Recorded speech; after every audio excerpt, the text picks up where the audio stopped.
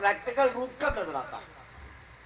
تو میں سوچتا تھا کہ بابا یہ کیا کہتے تھے اور یہ کیوں کہتے تھے کہ ہمارے سلسلے والوں کی ناؤ کشتی ریت پر چلتی ہے. تو صاحب آج سے تقریباً 6 سال پہلے یعنی 2006 میں اسی پریسر میں اسی جگہ پہ جہاں پہ آپ بیٹھے ہیں آپ کو یاد ہوگا میں نے ایک مقابلہ قرات کروایا تھا اور اسی موقع پر عرس سیدی کے موقع پر 32ویں عرس سیدی کے موقع پر میرے ابو کے باغ میں جامعہ آل رسول کی سنگ بنیاد ہوئی تھی. 4-5 سال کے عرصے میں میں کل ملا کر کیونکہ ظاہر سی بات ہے کہ میں پیشہ ور مقرر ہوں. میں سچ بتا رہا ہوں، میں پیشہ ور مقرر ہوں.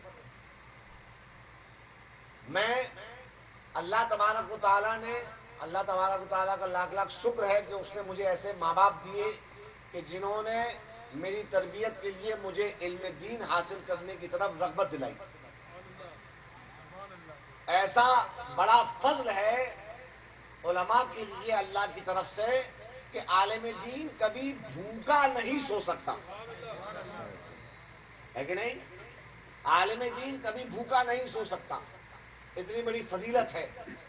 تو الحمدللہ میں پیشہ ور مقرر ہوں، نذرانے طلب نہیں کرتا ہوں، اپنی محنت سے سینہ کھوکھلا کر کے اپنے پیر بھائیوں کے پاس جاتا ہوں، جو مجھے بلاتا ہے وہاں پہ جا کر قرآن و سنت کی بات کرتا ہوں.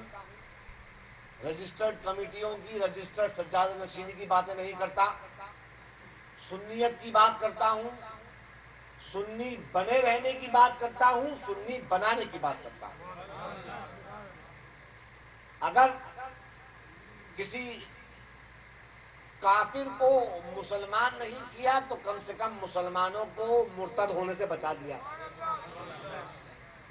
یہ ایک علم دین شریف کے طالب علم ہونے کی حیثیت سے سال بھر میں کام کرتا ہوں. میری عادت نہیں. آج آپ لوگوں کو بڑا عجیب لگ رہا ہوگا کہ آج سپتین حیدر اپنے کیے کو بتا رہا ہے.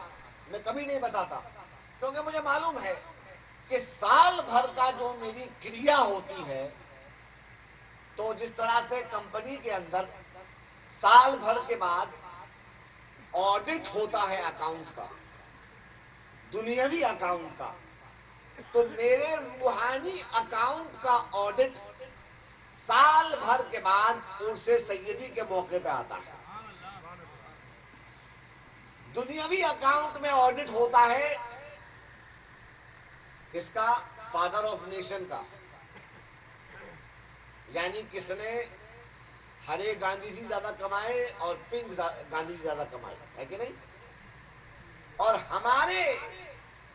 ہمارا جو آڈٹ ہوتا ہے روحانی، وہ آپ کے چہروں کی مسکراہٹ سے ہوتا ہے.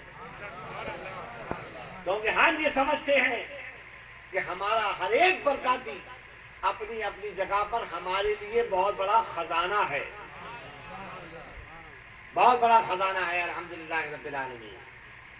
تو جناب والا، میں سوچتا تھا کہ دادا ایسا کیوں فرماتے تھے کہ ہم برکاتیوں کی ناؤ ریت پر چلتی ہے، اور دادا نے اپنے سلسلے والوں پر اتنا بھروسہ کیوں کر لیا کہ سلسلے والوں کی محبت پر بھروسہ کر کے حافظ ملت سے وعدہ کر بیٹھے. تو میں نے کیا کہا؟ میں نے کہا یا اللہ، میں کوشش کرتا ہوں کہ ہمارے پاس خانقاہ ہے، ہمارے پاس مسجد ہے، ہم کوشش کرتے ہیں کہ کچھ درگاہ اور مسجد اور خانقاہ میں ہم کنٹریبیوشن کریں.